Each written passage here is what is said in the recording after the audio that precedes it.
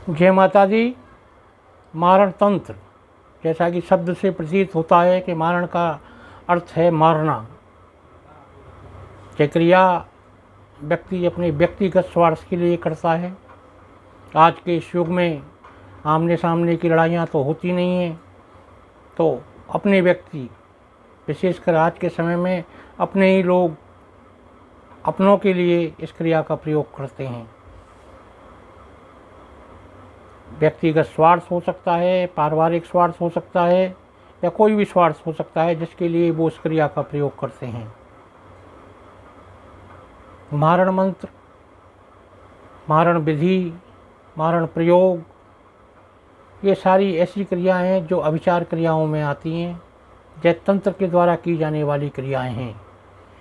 इनको व्यक्ति विशेष के द्वारा किया जा सकता है। स्वयं व्यक्ति इन तांत्रिक क्रियाओं को नहीं कर सकते। अब मारण क्रिया करता कौन है? मारण क्रिया करने वाले विशिष्ट लोग होते हैं, जो माँ काली के साधक हो सकते हैं, माँ तारा देवी के साधक हो सकते हैं, माँ कामाख्या देवी के साधक हो सकते हैं, माँ बगलामुखी के साधक हो सकते हैं, माँ धूमावती के साधक हो सकते हैं।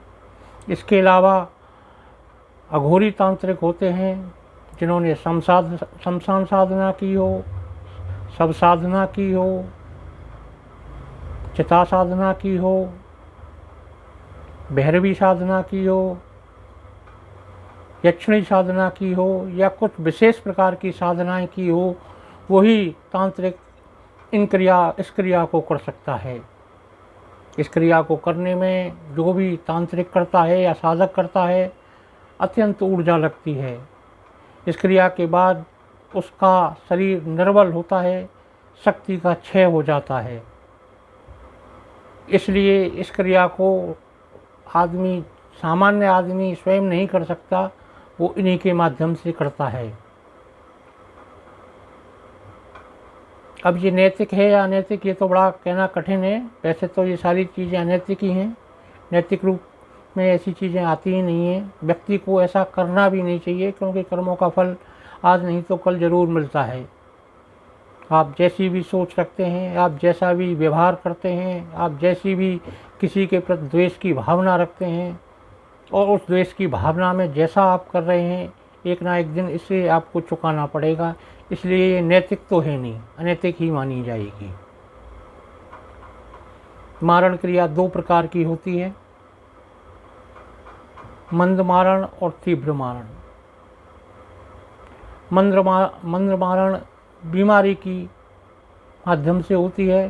तांत्रिक या साधक एक परमाणु ऊर्जा उत्पन्न करते हैं और उस ऊर्जा को विशेष व्यक्ति के लिए प्रेषित कर देते हैं। ये वहाँ जाकर उसके स्वास्थ्य पर गहरा प्रभाव डालना शुरू करती है। बीमारी डॉक्टर को दिखाते हैं तो पता नहीं लगती, या बीमारी पता लग जाए तो दवा नहीं लगती। ये दो स्थितियाँ इसके अंदर मुख्य रूप से आती हैं। अच्छा, यहाँ समझने की एक बात और आती है, ये दोनों स्थितियाँ राहु के कारण भी हो सकती हैं। या तो राहु की महादशा चल रही हो, या शनि की महादशा चल रही हो, या बुध की महादशा चल रही हो। उन महादशाओं में अगर राहु नकारात्मक है तो उस वजह से भी ये दोनों लक्षण हो सकते हैं। इसलिए इस क्रिया को समझने से पूर्व ज्योतिषीय जानकारी अवश्य लें, कहीं ये ग्रहों की वजह से तो नहीं है। क्योंकि ग्रहों की वजह से भी ये दोनों स्थिति आती हैं कि दवा का लगना नहीं होता और दूसरी बीमारी का पता नहीं लगता। ये मंद मारण है, इसमें 1 वर्ष से 3 वर्ष तक का समय लगता है। दूसरा जो मारण होता है वो तीव्र मारण होता है। इस तीव्र मारण के अंदर ऊर्जा अत्यंत शीघ्रता से पहुंचती है, और जिसके ऊपर वो क्रिया की गई है उसको तुरंत प्रभावित करती है। प्रभावित करने के कई सारे साधन यहाँ हो सकते हैं। हृदय आघात होना, एक्सीडेंट होना, या कोई अनायास ऐसी क्रिया जिससे व्यक्ति की मृत्यु हो जाए, ये तीव्र मारण के अंदर आती है। मारण को कैसे पहचानें, इसकी बहुत सारी विधियां हैं, लेकिन आपको अगर शंका है तो आप स्वयं भी इसको परीक्षण कर सकते हैं। शनिवार को रात को सोते समय एक गिलास में पानी भरें, अपनी कुलदेवी को प्रार्थना करके अपने सिर के पास रख लें और सुबह उसे एक छोटे पौधे में डालें। ये क्रिया 2-3 दिन तक जब आप करोगे तो वो पेड़ अगर सूख जाता है तो इसका मतलब ये है कि आपके ऊपर मारण क्रिया की गई है। दूसरी परीक्षण ये कर सकते हैं कि हम एक नींबू लें, शनिवार के दिन अपनी कुलदेवी का स्मरण करके कुलदेवी से प्रार्थना करें कि हे देवी, अगर मुझ पर मारण हो तो इस नींबू के माध्यम से मुझे जानकारी दें।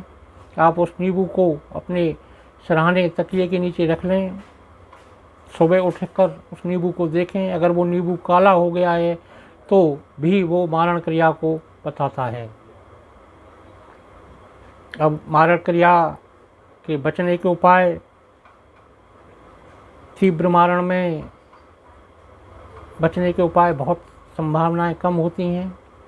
तीव्र मारण के लिए तो सिर्फ ये है कि आप कुलदेवी की अगर आराधना कर रहे हैं, कुलदेवी की साधना कर रहे हैं तो वो ऊर्जा आएगी ज़रूर, लेकिन कुलदेवी का कवच आपको वहाँ अवश्य बचा ले जाएगा।